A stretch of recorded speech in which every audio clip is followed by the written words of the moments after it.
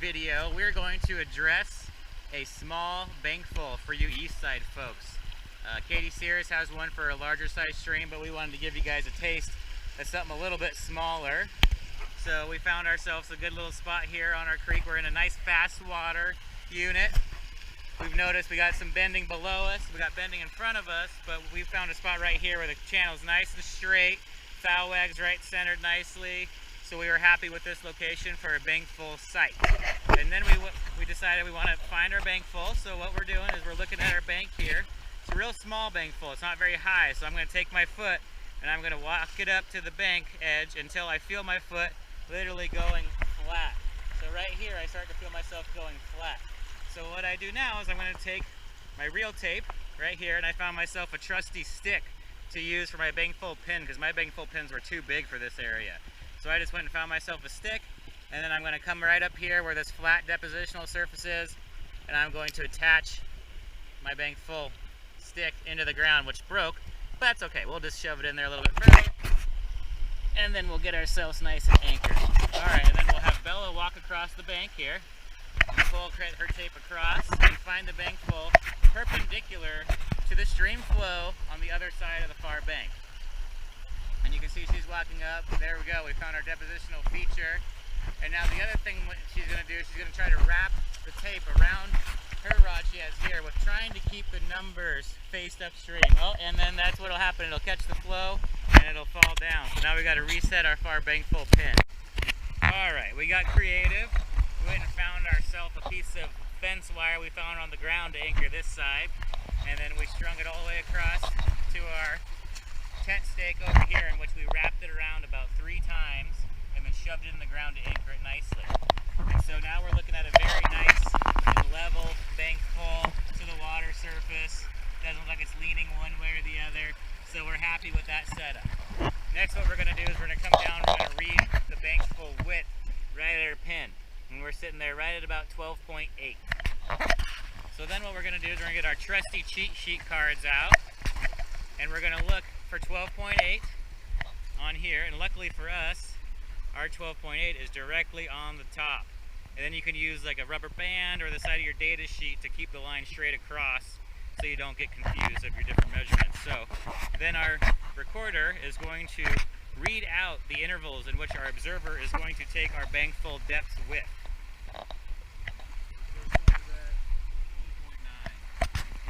So we're going to come down here. 0.6 is our first measurement. So we're going to find our 0.6 and we're going to set it right on, pretty much right next to our tape. And then we're going to go straight down. And we're going to look at where our tape intersects. And so we're going right here, and then our observer is going to read this number right here to our recorder to get our bankfull depth for bankfull depth 1. You're at 0.5. And we're always just going to measure just to the whole 1/10 of the foot. And then we're going to come across and we'll do our 1.9, and then she'll look at where the tape is intersecting her depth rod.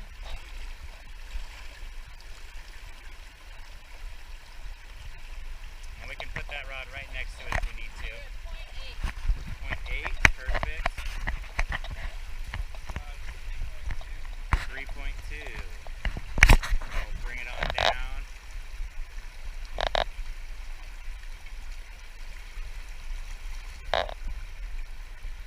You're at 0.9.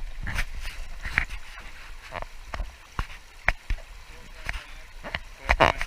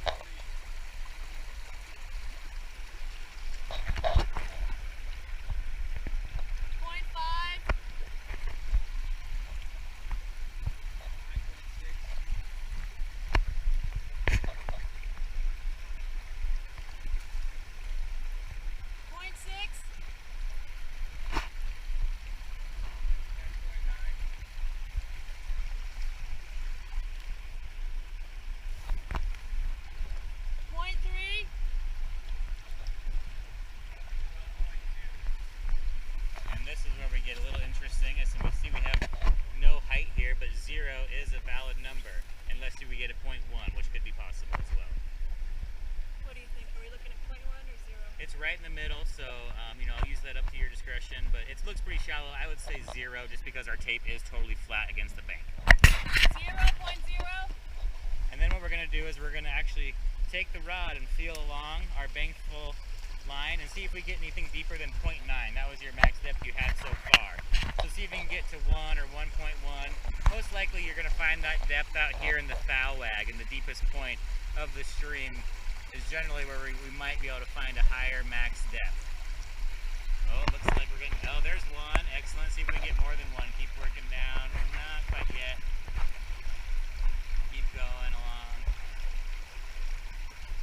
Yeah, it looks like 1 was our max. So we see ourselves getting shallow again already. So then we're going to tell the recorder that our max depth was 1.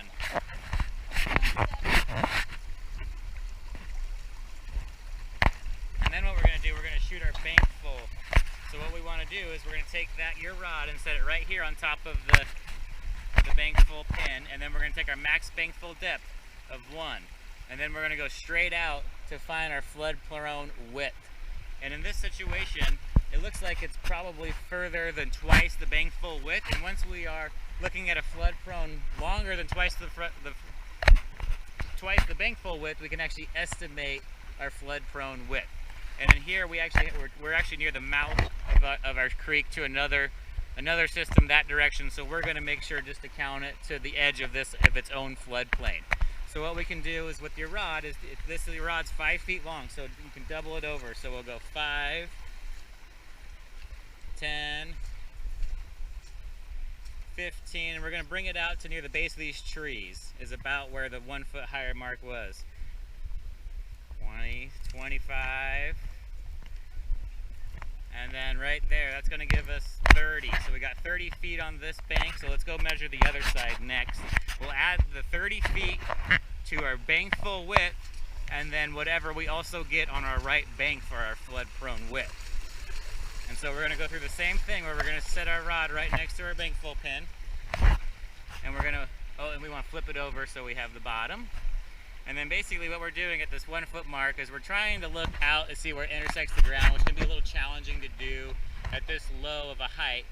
Sometimes what we'll do is we'll put another wading rod straight up here with a level. You can also put your rangefinder, make sure you shoot level, but you can put your rangefinder right here and shoot it across, and where it intersects the ground would be the flood prone distance on this. So this guy looks like we're going to bottom out near that pine right there. So let's measure our flood prone to about that pine where it looks like our 1 foot high location would intersect the ground. And we're just using our wading rod as our 5 foot wading rod doubled over to do our measurements. So we got 5, 10, 15, 20, and I think this is about where I saw it hitting the ground. So we'll do 20 on this side because it looks like we're at a crest here that's about a foot above. So we have 20 on this side, 30 on that side, and then we have whatever we have here. So we have 50 total for our flood plus 12.8. So now we're looking at 62.8 for your flood prone width. And we're going to give that to our recorder. And then there's one last measurement in which we need to take at our Bankfull, and that's just the wetted width. And we can do that with our wading rod again here, or we can use the tape we have strung, but just for demonstration purposes, we'll go 5 to the end, perfect, and she'll put the rod on the substrate to actually signify where the last spot was. Oh, and look at that, we are perfectly 10 feet wide. And we're going to still measure our width always in whole feet. We're not looking for half feet. So the wetted width at Bankfull is 10 feet. And then we'll come over here and double check with our recorder that we're happy with what we see. So we got our 10 foot Bankfull, or wetted width at Bankfull site. We got 12.8 for our Bankfull width, and then you see our 10 depth sequences. And then we got our max Bankfull depth, and then our flood prone width. And that is how you do a Bankfull on a smaller east side stream.